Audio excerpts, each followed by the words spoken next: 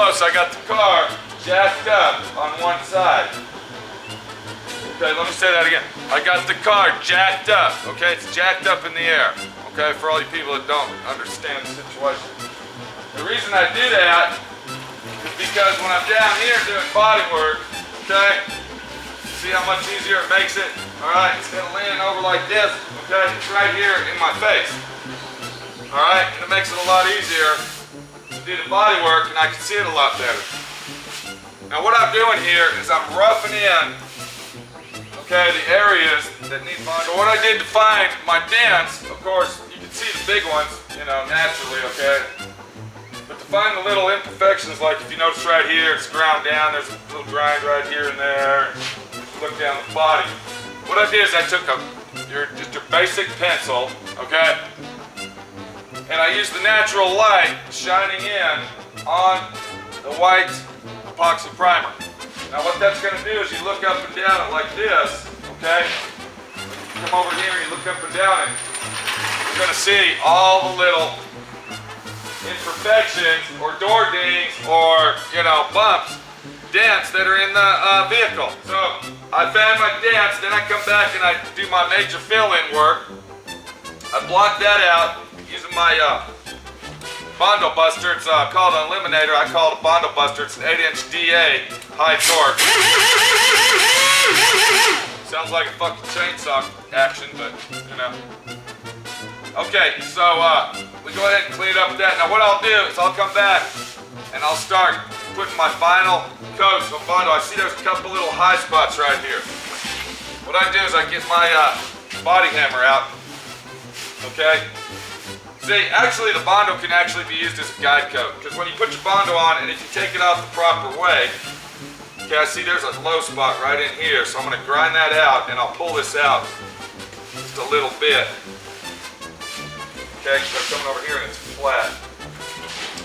But I see there's some high spots right in here, and for me to make that so I don't have to use a lot of Bondo and look down the car when it's painted, we're going to go ahead, okay, and we're going to get rid of those high spots, just like that.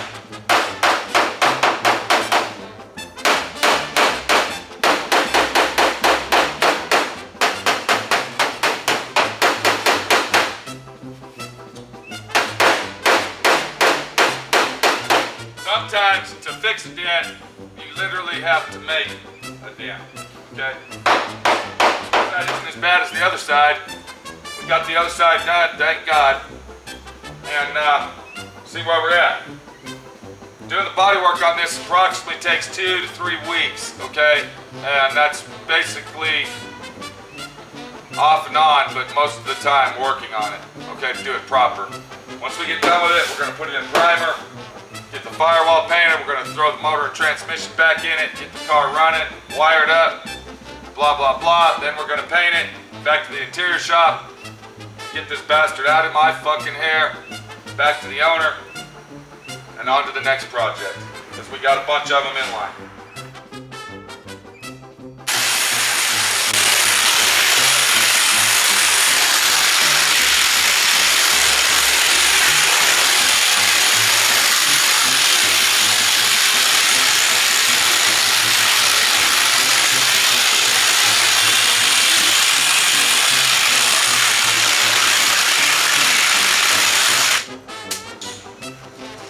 All right,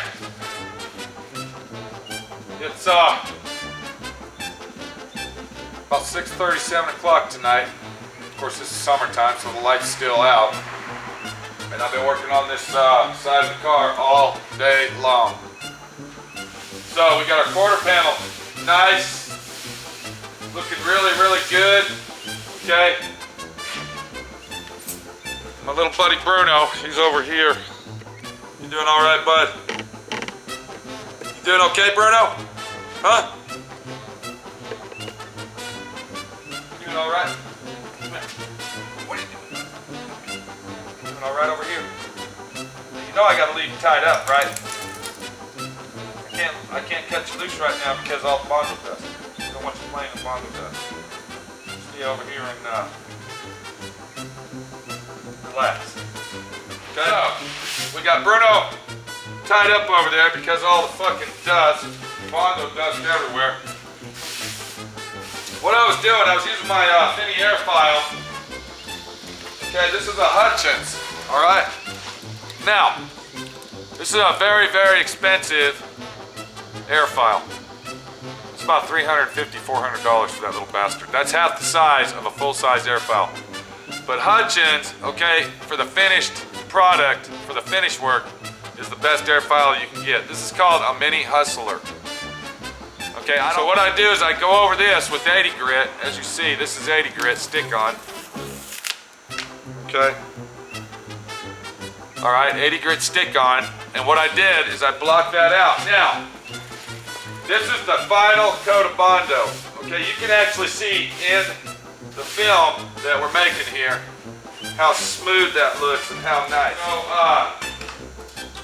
the next thing that we want to do is we want to block sand this out by hand. Now what I use, okay, to block sand that, okay, I use the DuraBlock system. What we're going to do with this, all right, right there, okay, and I actually got another block,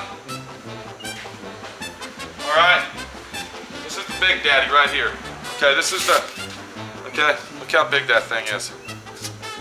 Okay, it goes from one end all the way to the other, and you can see that it's a long block.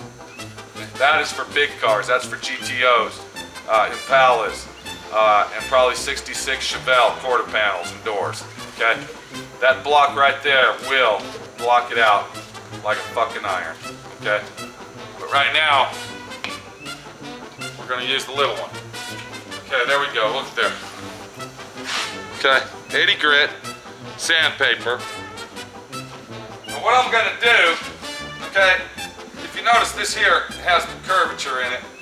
So if there's a curve in the body, which there is, okay, the body's actually like this. It's not flat as a pancake. There's actually a curve in the body, okay, but it goes straight like this. See how I'm doing that? Just like that. Watch this again. Okay, I'm not going back and forth like this. We don't want to do that. That is a fucking no-no. We want to take our block, go at an angle. Just like that, see? Now I already went over it with my air file, okay?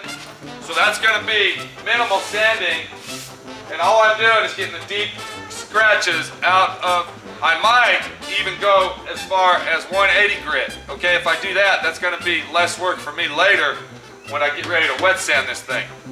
But this has got so much body work done on it from the, okay, from tubbing it out, that we're probably just gonna go with 80, because I'm actually gonna have to block this car out with dry 180 and 80 grit and use my primer as a guide coat to get the highs and lows out.